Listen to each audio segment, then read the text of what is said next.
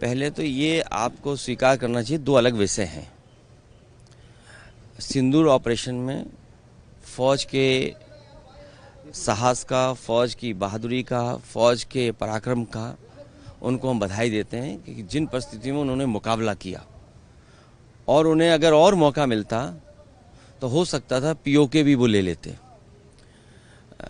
जहाँ तक पहलगांव का सवाल है, जब चर्चा पहलगांव पर होगी, उससे पहले भी एक घटना हुई है, आखिरकार उसकी भी जानकारी अभी जनता को नहीं मिली है। और आप तो जागरूक लोग हैं, पहलगांव में क्या हुआ और उससे पहले जो हमारे जवान शहीद हुए थे उसकी भी जानकारी और सच्चाई अभी तक नहीं मिली है। तो आखिरकार आतंकवाद और आतंकवादी घटनाएं बार बार क्यों हो रही बीजेपी की सरकार में, सवाल तो यही है। और फिर अगर घटना पहलगांव की हुई तो जो टेररिस्ट थे वो आसमान खा गया उन्हें, क्या जमीन खा गई? और इसको आखिरकार वो टेररिस्ट कहाँ हैं, उनको पकड़ना, उनके बारे में जानकारी होना, इस सरकार को जवाब देना है, क्योंकि सरकार इस पे जवाब दे सकती है। लेकिन पी चिदम्बरम का जिस तरह का बयान आया है कि इस बात के क्या सबूत हैं कि वो आतंकवादी जो पहलगाम हमला हुआ था वो पाकिस्तान से आए थे? इस पे सरकार ही जवाब दे सकती है, और कांग्रेस भी दिल्ली की सरकार में रही है तो वो पूछ सकते हैं, उनके स्रोत होंगे, उनकी जानकारी होगी। और एक सवाल सर, उत्तर प्रदेश से, उत्तर प्रदेश के जो मुख्यमंत्री हैं, सबसे ज़्यादा दिनों तक मुख्यमंत्री रहने का उन्होंने रिकॉर्ड कायम किया है। ये कोई रिकॉर्ड होता है? जो काम न करे, काम न करने वाले का अगर कोई रिकॉर्ड कभी माना जाएगा तो उत्तर प्रदेश के मुख्यमंत्री होंगे। और दूसरे का काम अपना काम बनाना, और डबल इंजन की सरकार। सोचिए, अभी तो दिल्ली वालों को नहीं पता है कि वो अंदर ही अंदर सुरंग खोद रहे हैं। लखनऊ वाले अंदर ही अंदर सुरंग खोद रहे हैं, ये बाद में पता लगेगा। इसलिए रिकॉर्ड की बात मत करिए कि इतने दिन रिकॉर्ड, ये कहिए कि कहीं ऐसा तो नहीं है लखनऊ से अंदर ही अंदर सुरंग खोद रही हो। सर, पहलगाम हमला के बाद हम कह रहे थे पाकिस्तान से सब संबंध खत्म किया जाएगा, लेकिन एशिया कप में भारत और पाकिस्तान का मैच। देखिए, विदेश नीति हमारी असफल रही है। हमें दुख है कि जहां भारत का सम्मान दुनिया के कई देशों ने किया, लेकिन जब जरूरत पड़ी भारत को तो कोई देश हमारे साथ खड़ा नहीं हुआ। सम्मान अलग दृष्टिकोण है और हमारे साथ खड़ा होना अलग दृष्टिकोण है। तो चिंता का विषय तो यही है कि कोई देश हमारे साथ क्यों नहीं खड़ा है, जब हम व्यापार दे रहे हैं।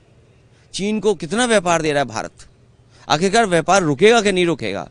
और ये तो हम अपने भाषण में बोलेंगे कि भाई कोई प्रोग्राम बनाना चाहिए ना, जैसे नोटबंदी हुई, कोविड में हम लोगों ने थाली और क्या क्या बजाया, तो सरकार का सुनती है ना जनता।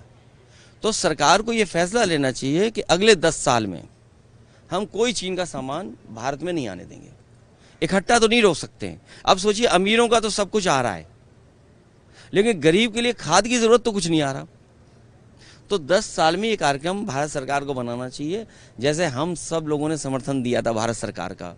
तो ये सरकार भारत की एक कार्यक्रम बनाए कि अगले 10 साल में हम लोग स्वदेशी अपनाएंगे और चीन का कोई सामान नहीं लेंगे। ये जो चर्चा हो रही है, ये वोट के लिए भारतीय जनता पार्टी करती है। पाकिस्तान से ज़्यादा इसलिए करती है क्योंकि उसे वोट भी चाहिए, लेकिन असली खतरा चीन से है। ये आप जितने लोग खड़े हो, जागरूक लोग, दिल्ली वालों, सब जानते हो खतरा चीन से है। पाकिस्तान से तो है ही, लेकिन पाकिस्तान से ज़्यादा हमें चीन से खतरा है। इसलिए भारत सरकार एक कार्यक्रम बनाए, 10 साल में कोई भी चीन का सामान हम लोग नहीं लेंगे। आखिरी सवाल सर, कि आरएसएस प्रमुख ने कहा है कि देश का नाम ट्रांसलेट नहीं होना चाहिए, भारत का भारत में रहना चाहिए। नहीं, हिंदुस्तान भी अच्छा नाम है, हिंदुस्तान बहुत अच्छा नाम है, हिंदुस्तान के नाम में कोई कमी नहीं है। और भारत भी होना चाहिए, इंडिया भी होना चाहिए। इंडिया के साथ कौन था? हम लोग तो भारत के साथ थे, हिंदुस्तान के साथ थे। इंडिया के साथ कौन था? ये जो कहते हैं ना नवाजवादी, सुना होगा आपने कभी कभी, हमारे लिए नवाजवादी कहते हैं। दिल्ली में भी कहा, यहाँ एक कोई सांसद है हमारे नवाजवादी कह रहे हैं। आपको उनको पता नहीं है, बीजेपी में नए आए होंगे हो सकता, या बीजेपी का इतिहास नहीं पढ़ा होगा उन्होंने। बीजेपी के जो सबसे पहले राष्ट्रीय अध्यक्ष बने, उनके प्रस्तावक 5 बार के नवाजी थे, और जब अधिवेशन हुआ उसका खर्चा भी कुछ लोगों ने उठाया था। ये विषय आप पर है, आप लोग रिसर्च करके सच जरूर जनता को बताना। सर, एक मौलाना ने सवाल ही उठा दिया था कि जिस तरीके से पहनावे को लेकर से वहाँ पर गए थे मस्जिद को लेकर, क्या पहन के आए लोकसभा में बताओ? वही पहन के आया करेंगे? नहीं, लोकसभा में क्या पहन के आए बताओ? जो लोकसभा में पहन के आएंगे वही हमारी हर जगह ड्रेस होगी।